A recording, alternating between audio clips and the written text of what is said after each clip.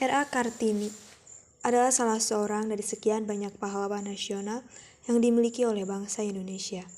Kartini merupakan tokoh pejuang wanita dalam memperjuangkan hak kaum perempuan di Indonesia.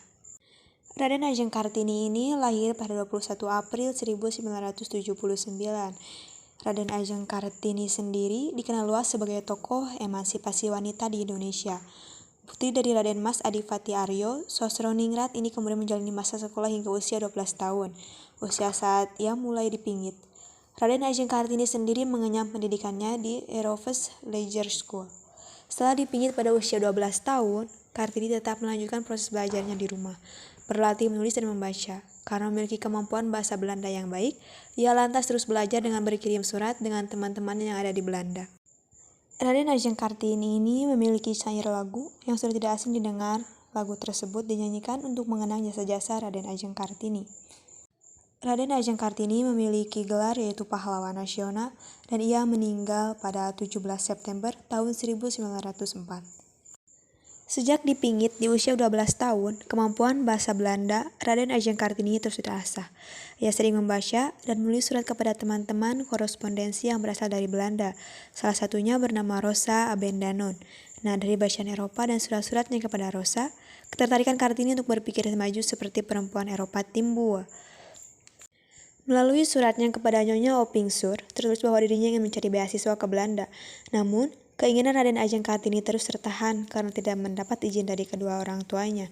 Nah, setelah keinginan ke Belanda ditentang, Ibu Kartini mendapat kesempatan mengenyam pendidikan sebagai guru.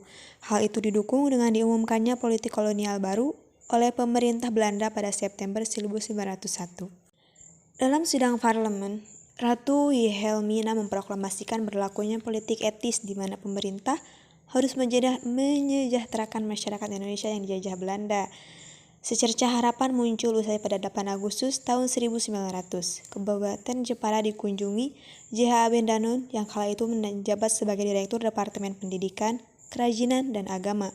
Ia datang untuk menjelaskan rencana pendirian Coast School atau sekolah asrama untuk gadis-gadis bangsawan. Sayangnya, hal itu ditolak oleh sebagian besar bupati dengan alasan aturan adat bangsawan yang melarang anak perempuan dididik di luar rumah. Selamat jalan impian dari depan yang keemasan, sungguh itu terlalu indah untuk menjadi kenyataan. Isi surat Kartini kepada sahabat petanya Stella yang saat mengungkapkan kekecewaannya. Ibu Kartini dan Rukmini, saudaranya, memutuskan untuk membuka sekolah untuk anak-anak gadis pada Juni 1903 di Pendopo, Kabupaten Jepara. Murid-murid di sana diajari berbagai keterampilan seperti membaca, menulis, menggambar, tata krama, sopan santun, memasak, serta membuat kerajinan tangan. Selain lagu Ibu Kita Kartini, sosok R.A. Kartini juga dikenal lewat buku berjudul Dur Duisternis Tot Licht atau jika diterjemahkan berjudul Habis Gelap, Terbitlah Terang.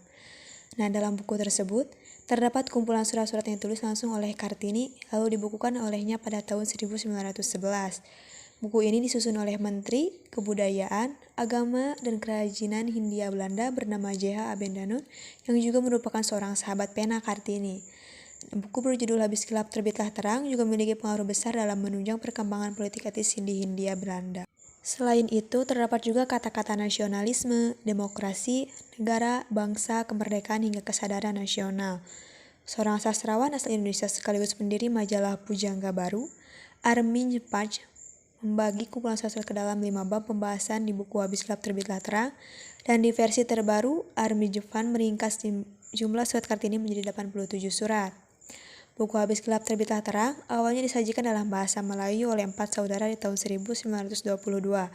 Nah, pada saat itu judulnya adalah Habis Gelap Terbitlah Terang, Boyah Pikiran. Armin juga berpendapat bahwa surat-surat yang ditulis oleh Kartini dapat dibaca sebagai sebuah roman kehidupan bagi perjalanan hidup perempuan. Nah, ini salah satu kutipan kata-kata dari Raden Ajeng Kartini, yaitu banyak hal yang bisa menjatuhkanmu, tapi satu-satunya hal yang benar-benar dapat menjatuhkanmu adalah sikapmu sendiri.